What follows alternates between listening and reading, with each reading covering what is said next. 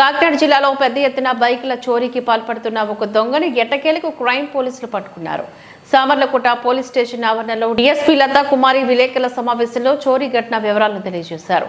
మండపేట సమీపంలో తాపేశ్వరం గ్రామానికి చెందిన బండారు మధుబాబు అనే ఒక యువకుడు గత కొన్ని రోజులుగా కిల్లంపూడి, గండేపల్లి, సామర్లకోట, రాజానగరం తదితర ప్రాంతాల్లో పెద్ద ఎత్తున వాహన చోరీకి పాల్పడుతున్నట్లుగా గుర్తించామని అన్నారు. కిల్లంపూడి సమీపంలో ముద్దాయి మధుబాబు పట్టుబడినట్లుగా డీఎస్పీ లతా కుమారి తెలిపారు. Crime CI Ankababu, Jaggampeta CI Lakshmanarao, Kellampudi SI SK Jabir ఆధ్వర్యంలో ప్రత్యేక దర్యాప్తు బృందం పట్టుకుని అతని నుంచి 15 కేసులకు సంబంధించిన 15 మోటార్ సైకిల్ పట్టుకున్నట్లుగా తెలిపారు.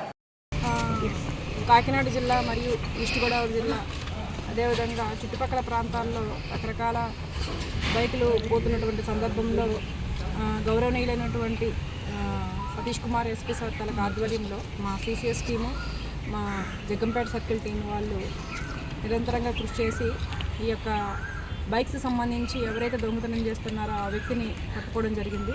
ఆ వ్యక్తి తాపేశ్వరం విలేజ్ చెందినటువంటి బండారు మధుబాబు, వయసు 26 సంవత్సరాలు. ఇతని నుంచి సుమారు 15 కేసుల్లో 15 బైకుల్ని వర్త్ 1.6 lakhs 5.6 lakhs వర్తున్నటువంటి బైకుల్ని మేము రికవరీ చేయడం జరిగింది.